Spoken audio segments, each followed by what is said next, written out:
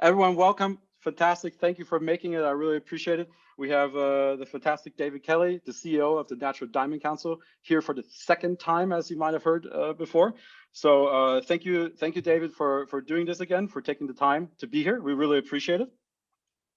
And before we get started, we do have some special guests in the audience. We have one time you just heard him speak, Rami Barron, the founder of the Young Diamantaires. We have Edward Johnson here from Zipjo. We have Aliyah Arundel here from Jewelers Helping Jewelers, the largest Facebook group for other jewelers internationally. And I would like to welcome Joshua Friedman, not just a fellow Young Diamantaire, but also a reporter at Rappaport Magazine. Yeah, and of course, welcome all you guys. I really appreciate you also taking the time to be here today. Just one thing before we get started, please everyone mute yourselves. We're not in a webinar format, it's more a regular Zoom call. And the way I would like to do this, I just have 1-2 questions, David, if I may ask, before we get started. And then I have a couple more Young Diamantaires joining into this discussion. Or I think you wanted to present something before we get to the question part, if I remember. Sorry about that. No, I mean, I'm happy. I've got a few things if we just, just to show if you want to show some things, yes, maybe 10 minutes, and then fantastic. Take questions as we go through. So yeah, just to give you some kind of updates. I mean, I know you all follow our digital platforms, so it might be repetitive, but just kind of give you a sense of what we're up to. Would you like to put that on your screen, David? Then I'll make you share your screen. Yeah, I'm getting the message host disabled participant screen sharing. Okay, so perfect. Will allow me to share. It's probably is it in the security tab?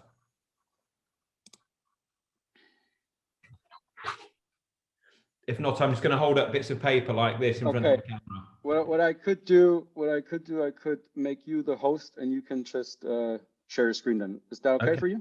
Yeah, that's great. Okay, give me 1 second.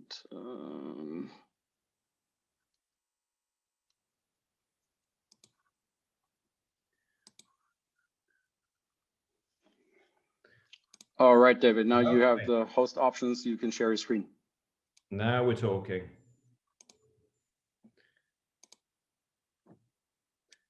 Okay, so I've literally just pulled a few slides together just to give you some, you'd much rather look at some beautiful diamonds and beautiful people than look at me, I'm quite sure. So I put together these slides just to give you a quick update on what we're doing. I always start every presentation with what our mission is. And I know you know what our mission is, but it's important. In our industry, there are lots of different industry bodies, there are lots of groups of people. And for me, the most important thing to be effective is be clear as to what your mission is. And really, simply put, we are about the diamond dream. We're about re-establishing, recreating that diamond dream, but doing that at the same time as talking about the values, the social benefits, the amazing work that's done within our industry that goes into the ethics of everything that we do. And then finally, integrity. Integrity and trust is everything in our industry. And we work with many other of the industry bodies to ensure that that trust is protected and that we inspire and educate consumers. I hope that you all go onto our website regularly, whether it be through the social media platforms. The chart on the right-hand side here is kind of gives you a sense of where we are in terms of traffic to the website. So blue down here is 2019. Orange is 2020, and you can see once we launched the Natural Diamond Council back in July and developed our new publishing website, new content, we launched in India, launched US, India, China, and we now have a French website. But you can see in the second half of last year how that traffic grew and grew.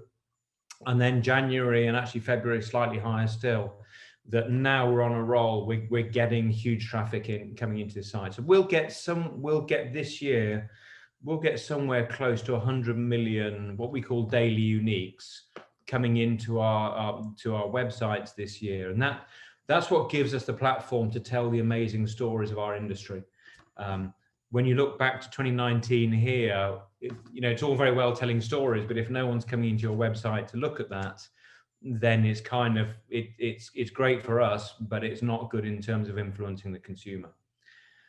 Again, I hope that you read the stories that are on there. I know that you are the most passionate people in our industry about diamonds and jewelry.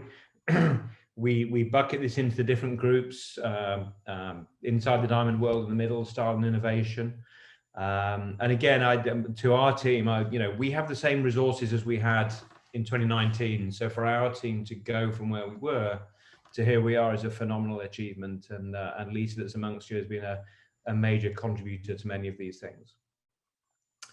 What's really interesting is how some of these stories are now, whereas we used to be pushing out to publishers to try and get our stories promoted, now publishers are picking up on our stories and they're pushing it. So for example, on the left-hand side is an article that we did on the Makhariaa factory in Namibia, and which was an incredible story that I hadn't heard of, but really incredible.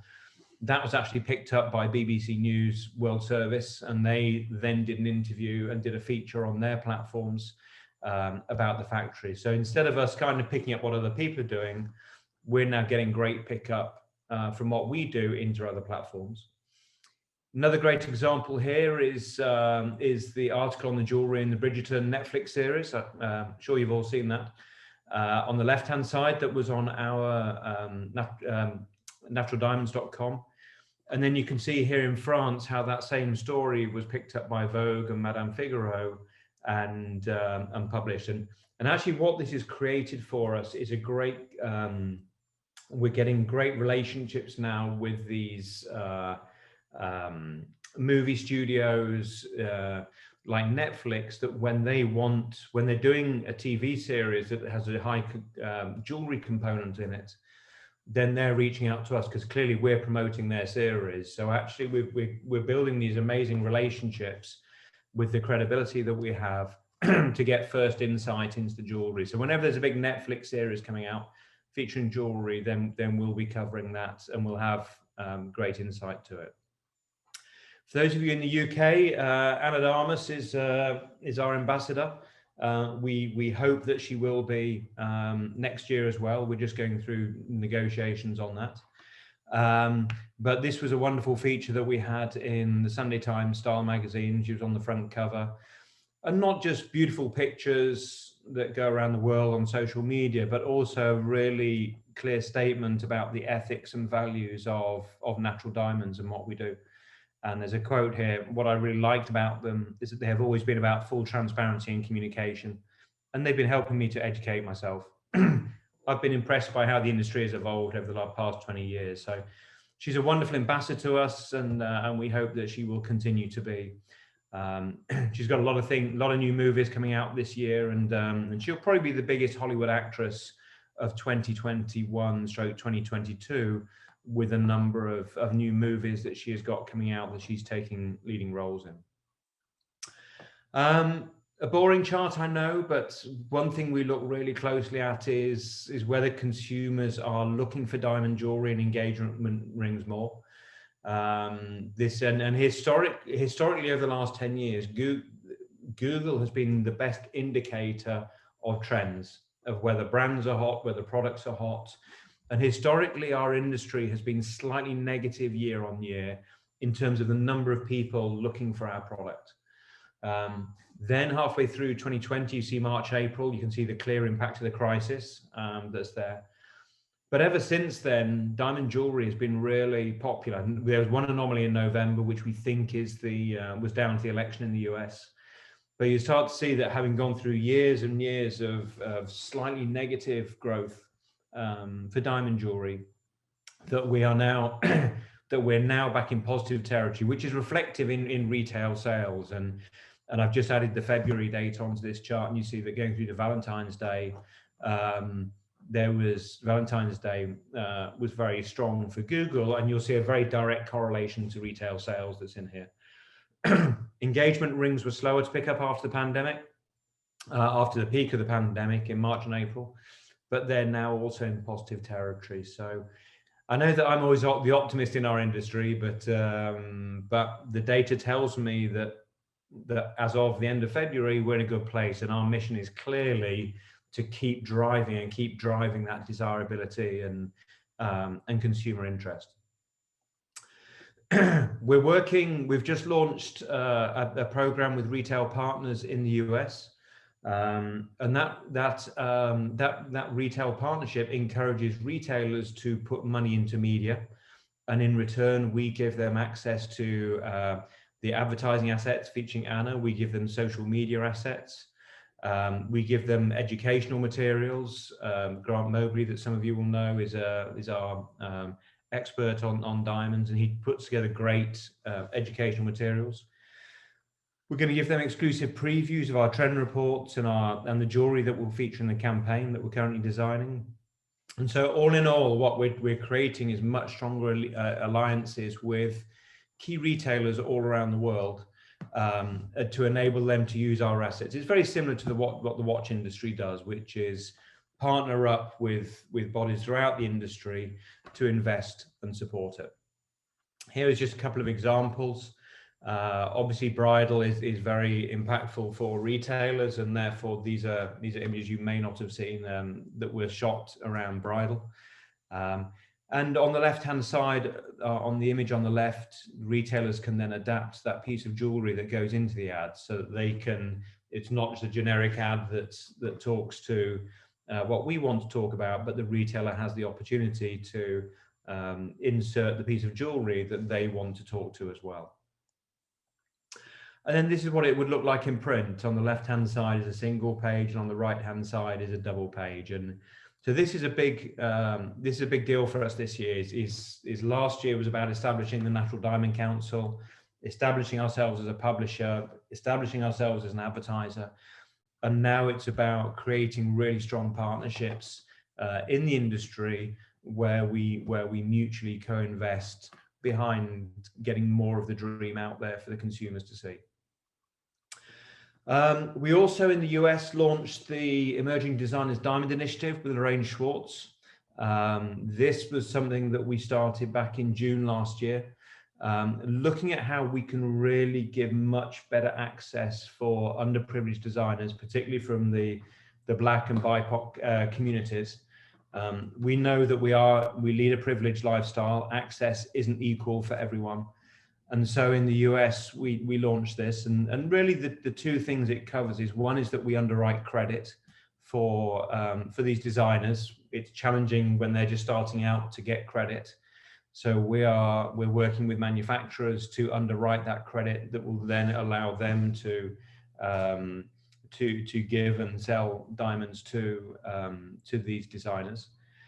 And then the second thing is mentorship and connections. It's how do we use our platforms to get these people networked with retailers, with manufacturers, such that these people, they all have skills, but they don't yet have the full experience of how to really create amazing diamond jewelry. And we're working with this.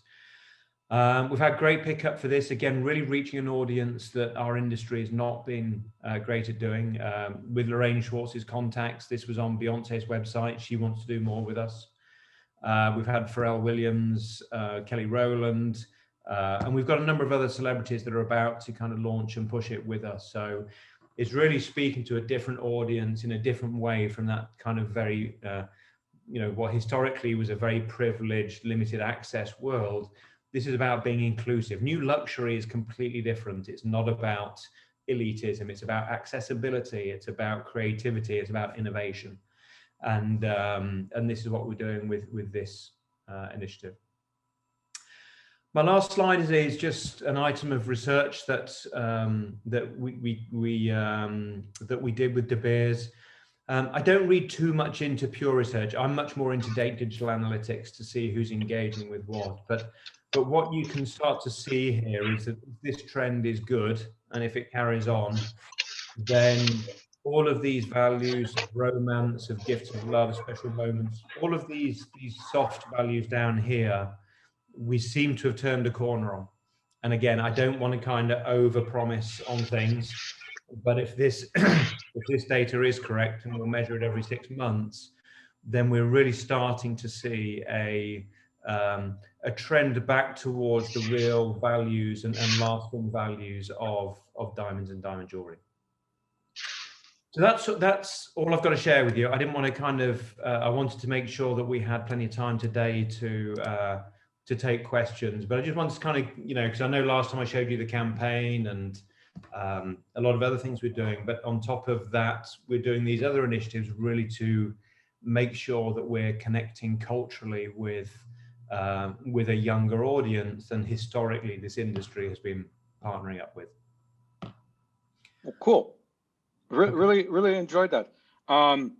It's I mean, like Rami already said at the beginning, it's just amazing what you guys are doing, and it does look like the numbers are showing for it that what you are doing is actually helping as well.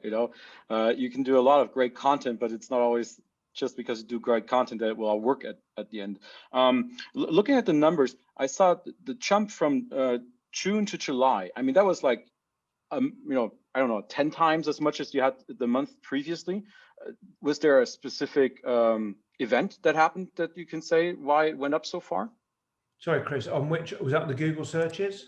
Yeah, I think it was the Google searches or the unique impressions you had for your website. Unique impression. Yeah. Oh, yeah, that's right. It went like from, like I said, small to huge. And if there was a certain event back then. Yep, we launched the NDC in June of last year. So we were the DPA. Clearly, for the first 6 months, we weren't really putting money behind the old DPA because we knew we were going to change. We were fortunate, is the wrong word, but our timing was perfect in as much as the world was pretty much closed down in the first half of last year. So we'd planned to really pull back on investments. But then when we launched the Natural Diamond Council, that's when we launched, in the US, China, India, we started putting media dollars behind it. So that's why it went from almost zero to suddenly building to scale. What's the funnest project you had till now on the Natural Diamond Council? Oof, I don't know. It's all been fun. I mean, what I would say is that my background was, I was 15 years with Ralph Lauren, and the level of engagement that you get when you do good things in this industry is a multiple of the fashion industry. And it's kind of, I might have mentioned this to you before, when I first started in this role, I thought there was great opportunity. I could see where the potential was, etc. But you don't know until you actually do something. But the big deal is that when you do things right, the engagement levels on behalf of the consumer are spectacular. So I could never have envisaged us being able to do what we did, even in our most optimistic times.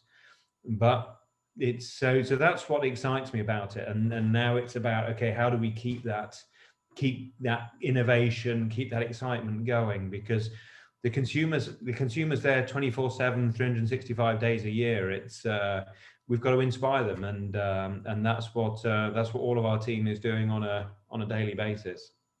No, I think, and you're on a good path. I mean, looking at whoever didn't check out the NDC's website, do it. Really get on that website. They have amazing stories, and I think you can even use most of the content, if I understand that correctly. If you follow us on Instagram, Facebook, if you follow us, the Only Natural Diamonds, on there, then obviously you'll get that in your feeds daily, and you'll be able to see all the features that are there. So we have new articles that come out, on a daily basis. That's there. Content we don't share. we share with partners in the sense that we're trying to build these retail partnerships where we'll share the content. We don't always have full usage rights on all of the images, like, for example, Bridgerton. So it's more, the technicalities behind the scene, but it's by all means share the social media posts and get those out there just to really build the traffic coming into the sites. All right. Okay. So don't use Bridgerton picture material. Got that. Well, if you do, don't say I said you could. That's the difference. Okay. Well, remember, so whoever wants to use Bridgerton, it wasn't David. So just that, that got that clear.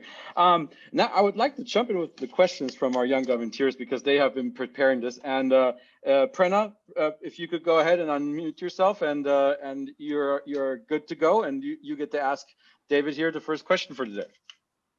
Thank you, Chris. Hi, David. How are you? Yeah, good. How are you? I'm good. Thank you. So my first question would be, how does NDC decide as to what kind of retailers they should partner with, or are there any sort of prerequisites that they work on? And how does NDC benefit out of this partnership? So the retailers we work with we're pretty open to everyone.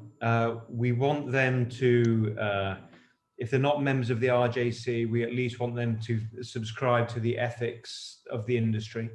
And that includes kind of how they communicate, how they share things, are they trustworthy? But assuming that they are all of those things, and of course 99% of our industry is, then we are open to partnerships with all retailers. The benefit to us is that in return for the partnership, they're also investing in media and promotion in their local areas. So whereas we'll do national advertising campaigns, the local retailers do advertising campaigns, and we work with them on the investments that are done locally. So it's about encouraging everyone in our industry to participate. And participate isn't just to say that's nice. Participate is how do we invest and really grow this industry. Lovely. So adding to that, one more question, like when I was going through the presentation that you said, it mentioned that the retailers have to pay about $10,000 to partner with NDC. But in case if there is any small independent designer who wants to tie up with NDC, how is it that they can do that? Well, designers is different. We haven't yet started reaching out to designers and manufacturers, and the reason being is that it has to be done in a controlled way. We can't work with certain retailers and ask for partnerships, etc. And then another retailer doesn't partner with us, but they've got a manufacturer or a designer doing their own thing with them. So the next phase is to figure out how we do that with manufacturers and designers, how we because whatever we do has got to be equitable amongst everyone. And in this industry, where our retail structure, certainly in the US, is very, very fragmented. And what you want to make sure is that you're doing things fairly, that you provide, those that are contributing more get more access to things rather than, historically, what's interesting is that everyone used to take the assets and, I'll go and do this, I'll do that. And nothing happened with it. It's a strange thing. When something's free, nobody values it. And it sits at the bottom of someone's in tray for years and nothing happens with it. When someone's got a skin in the game and they want to invest in it, then all of a sudden it's a serious consideration, and we'd rather spend our time with retailers where it's top of the pile rather than bottom of the pile if we're going to succeed in what we are in our mission. Thank you so much.